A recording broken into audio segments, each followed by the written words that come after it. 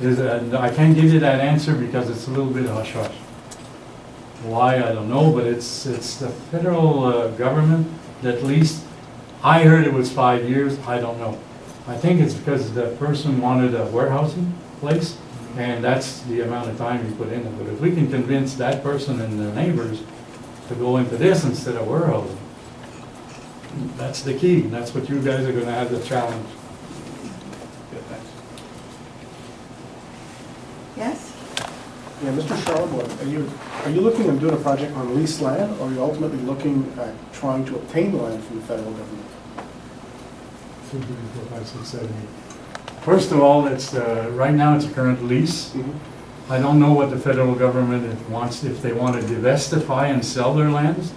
We know that Akwesasne, for example, has discussed land from Longsuit to Lancaster. They're a perfect partner to have. You know, I don't know where that's going. That's something you're going to have to deal with, or the current council and other councils. But the land use, doesn't matter who it is going to have to come through the federal government. They're the owners. As the Seaway owns some lands, I'll give you an example. There was a time when we didn't have a bike path through the Seaway lands, through back at Cornwall. And they negotiated with the Seaway to allow that bike path. Okay, so this is the type of thing that has to happen. Who owns the land? What's the conditions? We know some of them, government agencies want to divestify. They don't want to be in the real estate business. Well, what will they allow?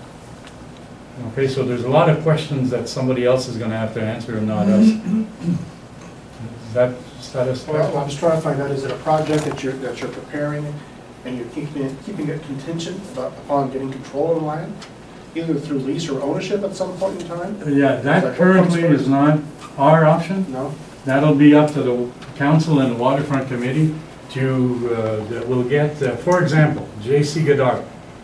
I didn't send you the aerial photos of that place, but wait till you see that. It's pretty big. Well, somebody made arrangements to buy or get the land after Ely left, right? And they built that thing. So let's say if Glenn is, if you're interested, you're gonna go see whoever owns the land, say I'd like to build this, and then the city's gonna have something to say, the planning department, the engineers, the environmental, the whole slew of things. Okay, but the RCAF wing is another one that's on Seaway land. The Civic Complex at one time, this was not the city's property. In those days when they built it some 30 years ago, there was a canal there, right? We forget that sometimes.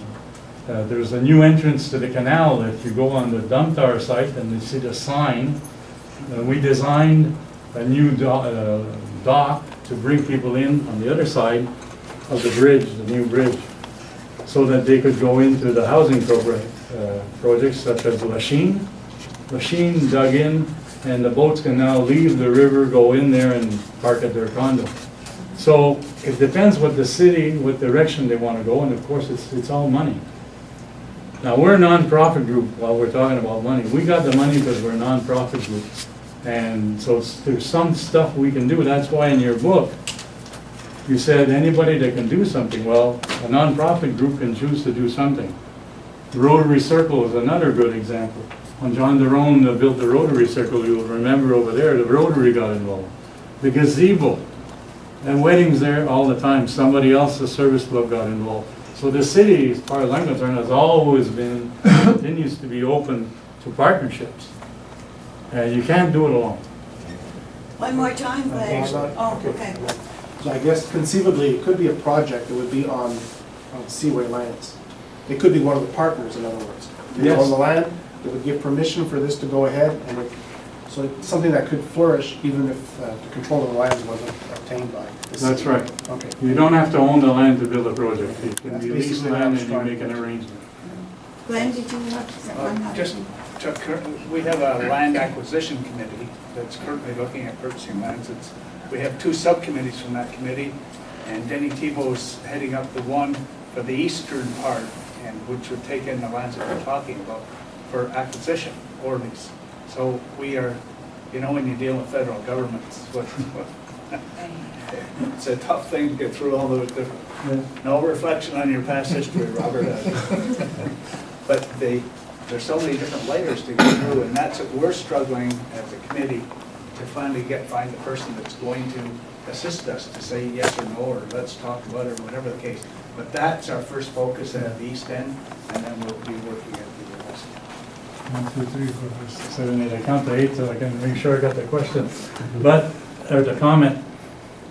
One thing that you've got is you've got your committees going. You started, and it takes time. Everybody knows that. Look, when we went to the States to see one of the projects, 32 years the guy was working on it.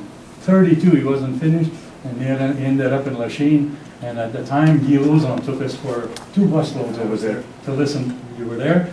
So you've got Guy that supports it. You had Bob that supports it. You have the province that supports it as always, and they support it all the way down.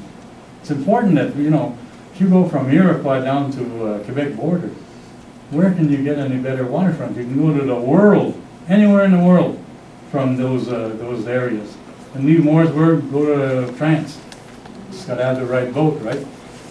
So you've got the interest in the public, you've got the interest in the committees and the council, you've got the experience. Bob's been there. The late John Cleary did a lot of work for us. You just got to keep at it, and when you bring plans like that, that's why we did it. At least there's something on the table, so when somebody's, oh, what the hell are you talking about? There. This was public consultation at its best. It's in the plans of the city, and when they do their new one, they're updated whenever, they'll probably have waterfront, because the city of Cornwall believes in the waterfront being part of future economic development. And we're lucky that we got 4 people here that are giving their time. We don't talk too much about Jerry and Rose, but they've researched the history, the environmental and all that stuff. It won't cost the city anything to have started with the work they're presenting to you tonight, and they'll give to you in December meeting. Okay, thank you. Bob, you have a question? I'll just, Madam Chair, just on the question of divestiture, the federal government is in fact interested in divesting itself of the harbor, but the condition would be that there would have to be an agreement between the city of Cornwall and the community of Wakwasasni. It would not be one or the other, unless the other partner decided to sign off, not interested. And I certainly don't see the city of Cornwall signing off, and in my discussions with the Grand Chief, I certainly don't see any opportunity for him to sign off. Understanding that at the same time, there is a land claim, the North Shore land claim, which is outstanding from the community of Wakwasasni. So the federal government would not enter into an agreement with another sole purchaser. So I think, Guy, going back to your point, if I can, I think it would probably be a lease that would be entertained, and two of the signatories would probably have to be the city of Cornwall and the community of Wakwasasni. And just by way of a final comment, if I can, Madam Chair, I just want to compliment Chuck and the 4 individuals who are here with us this evening for the work they've done. If you recall, years ago, Chuck and others came to us about the loft project.